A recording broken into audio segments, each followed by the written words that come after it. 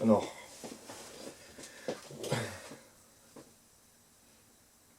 la correction de la mise en perspective de ce petit élément mobilier. Alors la première chose à faire, évidemment, quand on part d'une isométrie, c'est de comprendre l'objet. Et une manière de le comprendre, c'est essayer de voir dans quelle forme globale il peut être pris, quelles sont en fait les limites dans la largeur, dans la profondeur et dans la hauteur de cet élément. Donc là, voilà, on prend sa règle et puis on essaie de comprendre l'objet, vérifier les longueurs en fait. Là j'ai 3 cm ici et j'ai un peu moins là, ça correspond au fait effectivement que ici on va avoir ces deux éléments là qui vont sortir un peu. Si je trace la verticale à partir de ce point là, je m'aperçois que eh bien, le dossier est décalé vers l'avant, donc ça veut dire que le pied est un peu vers l'arrière pour la stabilité. Et donc cet élément est un élément assez simple en fait, constitué de ce profil-là. Et au dernier moment, en fait, dans la construction, on vient rajouter cette planche et cette planche. Donc pour la mise en perspective de cet élément, en fait, une fois qu'on aura fait ce profil-là, les difficultés de la perspective sont résolues, puisqu'en fait, le côté opposé est exactement symétrique. Donc il n'y aura plus qu'à faire les fuyantes comme pour un escalier. Donc la difficulté là, elle réside essentiellement dans ces deux lignes-là, ces deux obliques. Il faut arriver à trouver en perspective. Alors, donc ça démarre par la construction du parallélépipède rectangle qui contient la forme. En mesurant, donc on s'aperçoit qu'il y a un rapport de 5, 3, 5, 3. Donc en fait, il est un peu plus long que ce qu'il n'est haut. Et par contre, il est quand même presque 2 fois moins large que profond. Alors la vision isométrique qui est là déforme toujours un peu, donc nous c'est important de le savoir. Nous on va s'en tenir vraiment à ce qu'on a pu mesurer sur cette petite vision. Donc, après avoir analysé l'objet à représenter, on va décider du point de vue par rapport à l'axe visuel qui est ici, sur notre plan perspectif. Donc on a les deux points de fuite, on a l'axe visuel qui passe par le point de fuite principal qui est exactement entre les deux points F1 et F2. Donc là c'est là où je me situe, à droite et à gauche. Et comment en fait cet objet, je vais décider de le placer dans ma vision perspective. Alors si je reprends exactement la verticale, voilà, je vais avoir une vue qui est assez proche de celle-là, qui ne privilégie en fait dans la vision ni vraiment le côté droit ni vraiment le côté gauche. Si je place cet objet à droite dans mon plan perspectif, je vais donc voir plus ce côté-là, et moins celui-là évidemment qui va plus fuir. Et inversement, si je le mets de ce côté-là, je vais voir plus le côté droit de l'objet. Qui, à mon avis, est plus en rapport avec la nature même de l'objet, qui est quand même une espèce de petite chaise longue. Donc moi, je vais décider de plutôt privilégier ce point de vue-là. Je vais le mettre à gauche. Ce qui veut dire que le premier point que rencontre mon regard, c'est celui-là. Et donc, si je dois le placer quelque part, je le place plutôt à gauche de l'axe visuel, ici. Voilà. Alors, à partir de là, donc cette verticale-là, qui va me servir de repère, ça va être le repère pour tout le dessin, cette verticale, et bien, donc je l'amène à partir de ce point-là.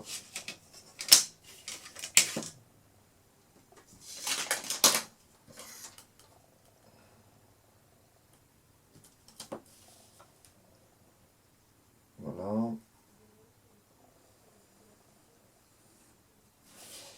Pour l'instant, je la continue, je ne sais pas où je vais l'arrêter, c'est une décision que je vais prendre maintenant. Alors, où j'arrête la verticale, ça va définir en fait comment je vois l'objet. C'est-à-dire que si je l'arrête ici, c'est-à-dire en ce point-là, je vais continuer à voir l'objet de dessus comme c'est le cas ici. Si j'arrête ce point-là ici, je ne verrai plus l'objet de dessus, donc voilà, je ne verrai plus cette partie-là du dossier. Donc voilà, la décision, est à prendre. Alors bon, comme je suis dans l'idée de donner une idée, enfin une description un peu fidèle de l'objet, où on comprend le maximum de choses, je vais rester avec une vision en dessous de la ligne d'horizon, ce qui me permettra de bien pouvoir décrire l'objet. Alors ben, j'arrête le dessin, hein, j'arrête le trait où j'ai décidé. Voilà. Hop. Voilà. Donc ça, c'est cette ligne, c'est cette verticale. Bien, maintenant par rapport à cette verticale, ben, je vais essayer de tracer, enfin, je vais même réussir, je vais faire plus qu'essayer, je vais tracer le parallélépipède bleu qui correspond à cette hauteur. Alors, j'ai remarqué qu'il y avait ces proportions sur le dessin, je vais essayer de les retrouver là. Donc déjà, il faut que je trouve en fait 5, 3 dans la profondeur. Alors on a vu que pour un cube, pour retrouver 5 ici, hein, il suffisait de prendre la mesure qu'on a arrêté, nous c'est 10. Et pour retrouver eh bien, c'est 10 ici, visuellement, il faut multiplier cette grandeur-là, 10 cm. Donc AB multiplié par racine de 2. 10, donc c'est 10 cm sur mon dessin, fois 1,41.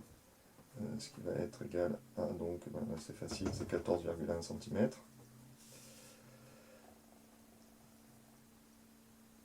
Voilà. Donc là, je trace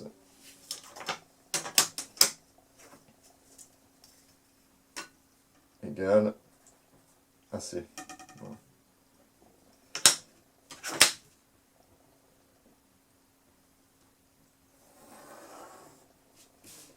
Voilà. Et au point de concours de cette ligne et les deux fuyantes que je mène à partir de là, je trouve donc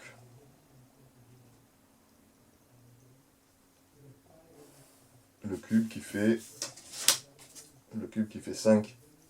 Voilà, 5 de mesure par rapport à cette échelle, à ce dessin. Donc là je trace tout le cube, même si bon, je vais le déformer pour trouver ces proportions là, mais pour l'instant je le trace entièrement, puisque sans lui je n'ai pas de repère. Je ne peux pas maîtriser en fait les grandeurs dans la profondeur et dans la largeur. Donc je monte les verticales pour finaliser avec pour l'instant un trait léger au niveau du crayon, puisque je sais que je vais devoir le modifier. Ok.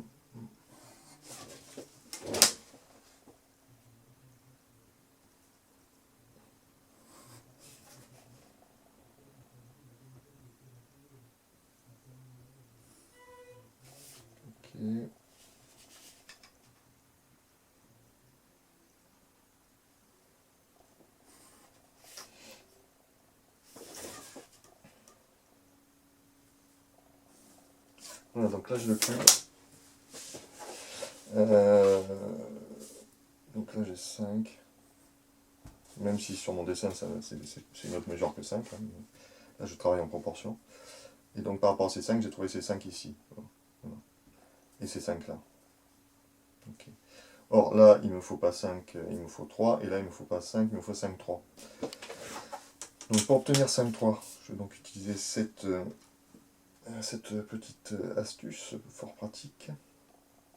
Donc je prends sur la ligne de terre à droite 5. Je joins donc les 5, l'extrémité ici 5.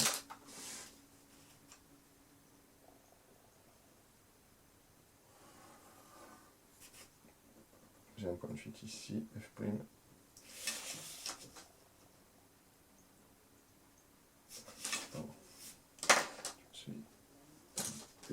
J'ai pris ce point-là, c'est pas celui-là qu'il fallait prendre. J'ai confondu avec le point qui passe par l'axe. Donc je répète, ça c'est parce que j'ai oublié de noter 5, voilà, donc n'oubliez pas. Parce que c'est pour voilà, 5. Après on se perd dans le dessin. hop, tac, pardon, je vais trouver F'. Voilà. Ça, c'est un outil qu'on fabrique pour trouver les bonnes proportions, hein, pour trouver 5,3. On fera pareil de l'autre côté. Donc là, j'ai pris 5, je prends 5,3. Et je fais faire vers ce point. Voilà. Ça me permet de trouver 5,3 ici en profondeur. 5,3. 5,3. Donc, je peux tracer les 5,3 ici. Voilà. Et donc, il faut que je trouve à gauche, il faut que je trouve 3 alors que j'ai 5. Voilà. Donc, rebelote. Je pointe 5. Je fais correspondre ces 5 à l'extrémité ici des 5. Vous avez compris que je prends 5 parce que c'est facile. Hein. Voilà. Donc je tiens l'autre point de fuite, F seconde, voilà, qui va. Et là il faut que j'ai 3, puisque je cherche 3 en profondeur. Donc 3 à partir de ce point-là. 3, 3. Je vais faire vers ce point de fuite que j'ai créé en fait pour maîtriser les proportions sur cet oblique, hein, que je ne peux pas mesurer, puisque c'est un raccourci. Voilà, donc là j'ai obtenu les 3. Ici j'ai obtenu ça, les 5,3. Et là j'ai les 5, donc j'ai là en place mon parallépipède rectangle que je vais tracer maintenant en bleu.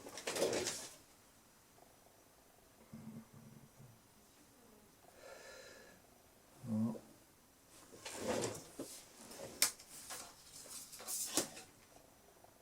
Ça va donc être mon... Ça va me permettre de me repérer très précisément.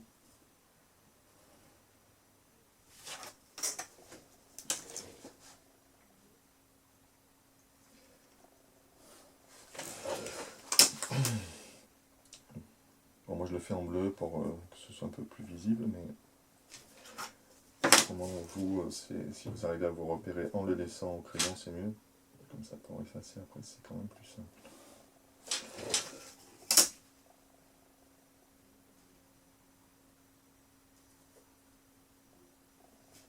Okay.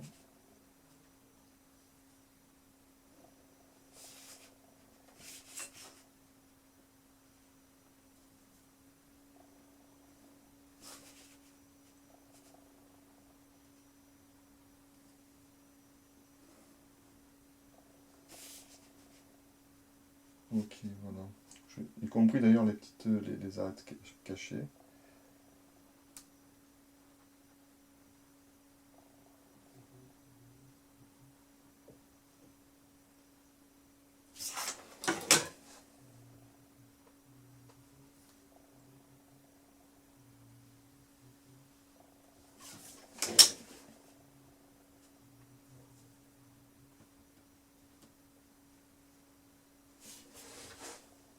Voilà.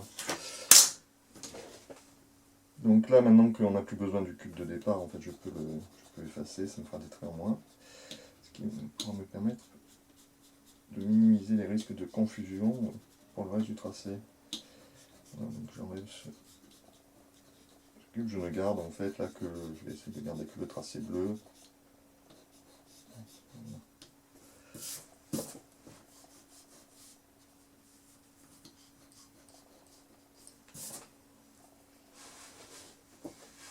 Donc ces points de fuite, ils vont peut-être me servir encore, donc je vais les garder.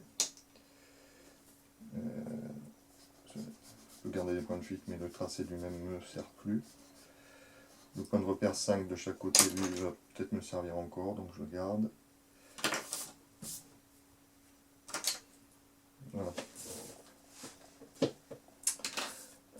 Donc on a voilà, ce parallépipède qui est vu en perspective de façon très juste au niveau des proportions qui sont définies ici par l'isométrie. On voit bien que le rendu est très différent hein, dans l'objet, hein, mais c'est ça qui est déformé par rapport à la réalité, hein, c'est l'isométrie. Alors, maintenant ce qui va nous intéresser, c'est de trouver en fait donc ce profil. Voilà, ce profil-là, qui est un peu la difficulté, et notamment ces deux biais. En fait, il suffit de trouver que 2 points.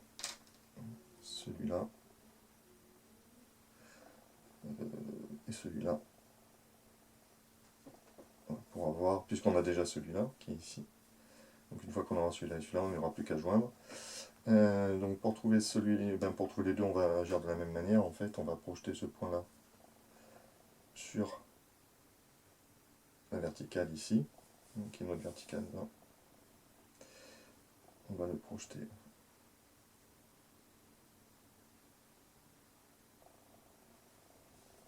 sur cette ligne là aussi, pour avoir les deux coordonnées en fait. Hein. Et on fait pareil pour celui d'en haut, sauf que celui d'en haut, on a déjà en fait cette ligne là. Il ne nous reste qu'à trouver en fait cette distance là en perspective.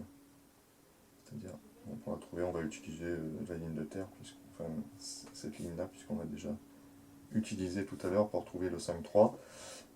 Donc voilà.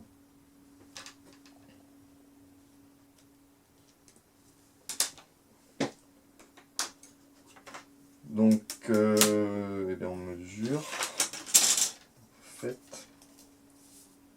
Alors celui-là, on va l'avoir facilement, en fait, puisqu'il est proportionnel. C'est-à-dire que là, sur mon dessin, il se situe à 3 cm, 3 cm 2 par rapport à 5 cm. Donc ce qui veut dire qu'il va être à 6,4 par rapport à 10.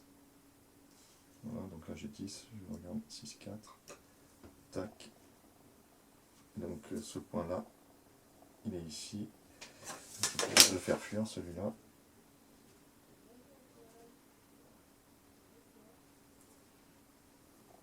Voilà. Et donc pour avoir ce point-là, il me faut cette coordonnée en bas. Maintenant que j'ai celle de l'horizontale, il me faut la verticale. Alors pour l'horizontale, je fais pareil, sauf qu'il y a une petite manip en plus. Donc là j'ai 1 cm 3 sur 5,3. Donc là j'avais 5,3, donc je prends 1 cm 3.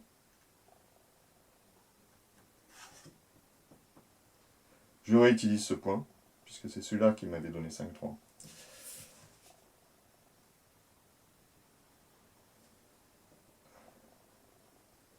Voilà. Et je remonte à la verticale.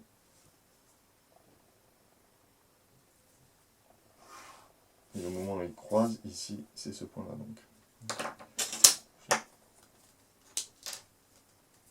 Ici. Voilà. On fait pareil pour ce point-là. Hein. Donc on mesure. Ici, ça fait 6 mm, donc je prends 6 mm. Je fais fuir vers F', toujours pareil. Je trouve ce point. Je le remonte.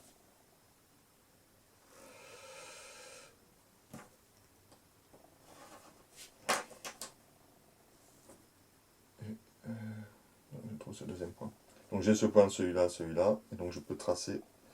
Maintenant, je peux tracer donc ces deux droites.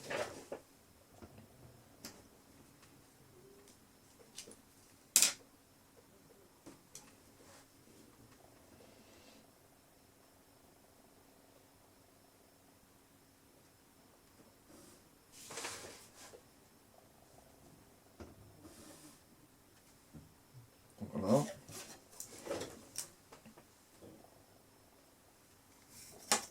Donc pour avoir ici la largeur du pied, je refais le même petit calcul tout à l'heure, 0,80. 0,80. Je fais fuir vers F'.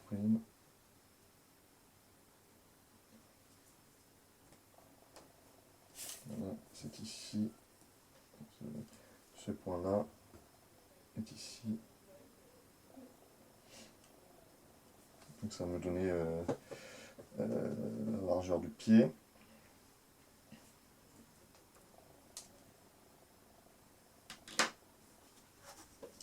Ok.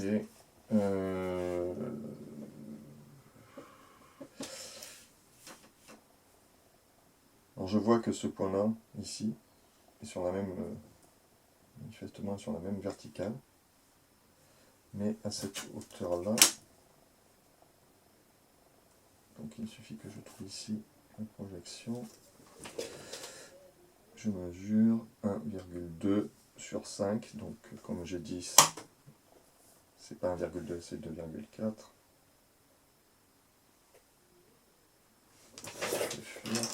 Toujours. Par contre, je prends le point de fuite principal. Donc à l'intersection de cette fuyante et de cette verticale, on a ce point-là, ici. Ce qui me permet de relier donc du coup ça à ça. C'est le point qui me donne en fait à peu près l'oblique.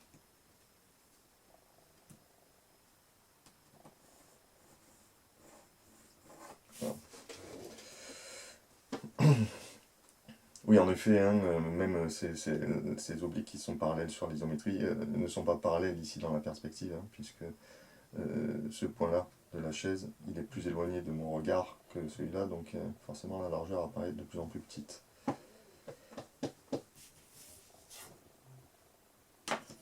Par contre ici, ça se relie quasiment, donc là on peut le faire à l'œil. D'ores et déjà, en fait,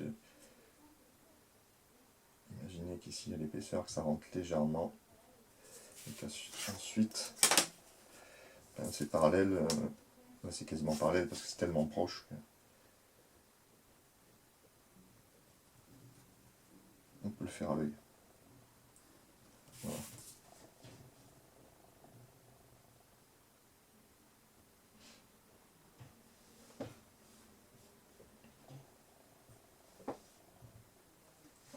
Ok. Donc là on va faire le dessus cette ligne là.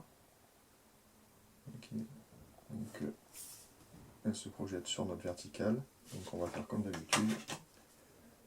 On va mesurer, ça fait 2,2 sur 5 toujours. Donc comme on a dit ici, ça ne va pas faire 2,2 mais 4,4.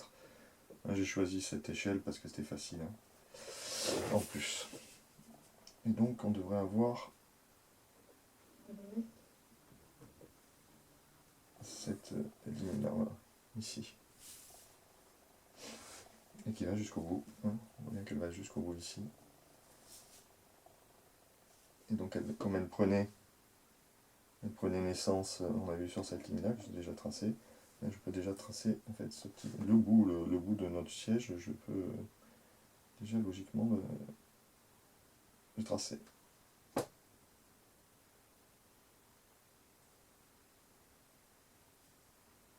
Ici. Donc.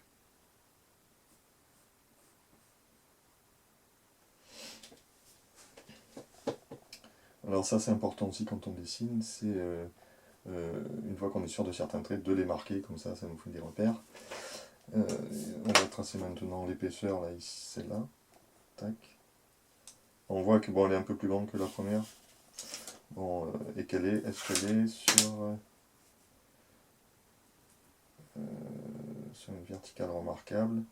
Elle est quasiment sur la verticale, pardon, c'est la verticale qui... elle est sur la verticale. Hein. Donc celle-là qui passe ici, on a déjà tracé, hein, c'est celle-là. Donc ce point-là, voilà, c'est celui-là. Donc on a donc l'épaisseur ici, qui est cette épaisseur-là. Donc si on a cette épaisseur-là, on peut tracer donc le bandeau de dessus, puisque ça on en est sûr. Donc ça, voilà.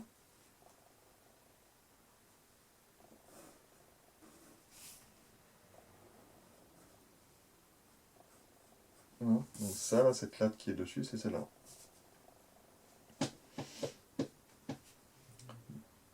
Alors donc on va trouver ce point, comme on a trouvé les autres. Hein. En fait, on va le projeter ici. Et on va le projeter ici. Ici, on l'a déjà, puisque en fait, c'est sur cette ligne-là. Donc il faut juste qu'on trouve ici, ce point-là. Donc on voit qu'il est à 2,5. Donc on prend 2,5 sur cette ligne. Je réutilise mon point F', hein, j'ai bien fait de le garder. Et je trouve donc ce point-là, je le remonte. Donc au moment où cette verticale-là croise celle-là, cette ligne-là, j'ai mon point ici. Donc j'ai mon point là, j'ai mon point là où je peux relier. Voilà. Donc là j'ai voilà un nouveau plan dont je suis sûr, c'est celui-là que je viens de tracer ici.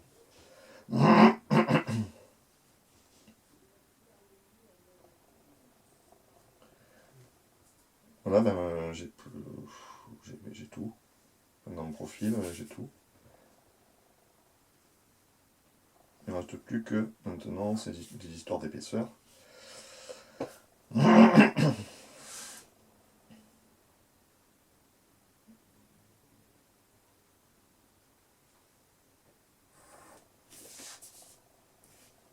Voilà, donc ça je peux le gommer pour y voir un peu plus clair.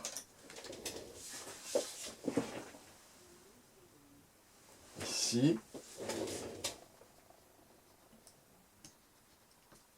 Comme je vois bien apparaître, ça, cet élément-là, je peux le gommer, hein, puisque la planche, elle va passer devant. Voilà. Ce petit point-là, alors qui est ici, bon, il va m'être utile hein, forcément pour dessiner le pied. Donc ben, comme d'habitude, voilà, je regarde la distance à laquelle il est, 4, 6. Je prends 4, 6 sur ma ligne. Je fais fuir.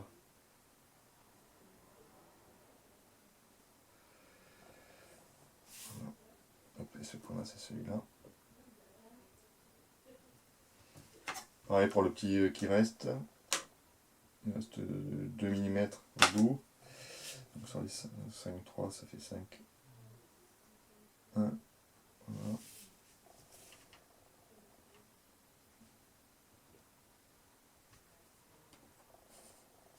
Donc elle va arriver à peu près là. Donc là je peux tracer le pied plus ce pied là. Donc j'ai cette ligne là. Si le pied était droit il serait comme ça, mais il est légèrement en biais, donc ça je peux le faire à l'œil. Hein.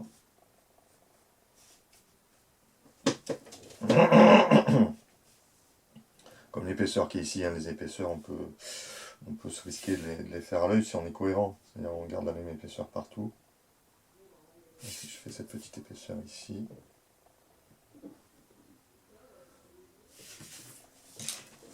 je la projette.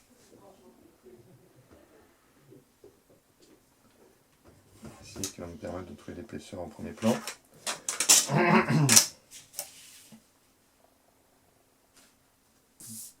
Pareil ici.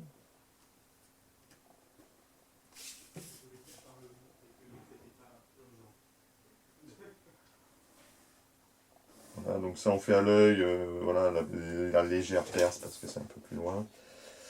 Et on va remonter. Là on commence à faire l'épaisseur, donc c'est bon signe, ça veut dire que c'est fini.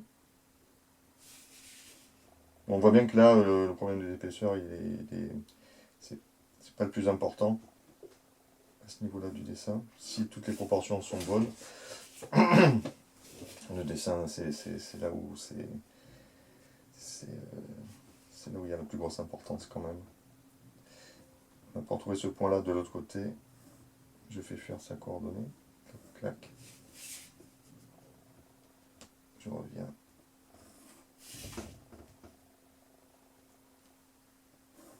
Voilà. Donc je trouve ce point-là. Comme j'avais celui-là ici, il ne reste plus qu'à joindre les deux. Et pareil de là à là. Voilà. Bon, on fait pareil pour les pieds.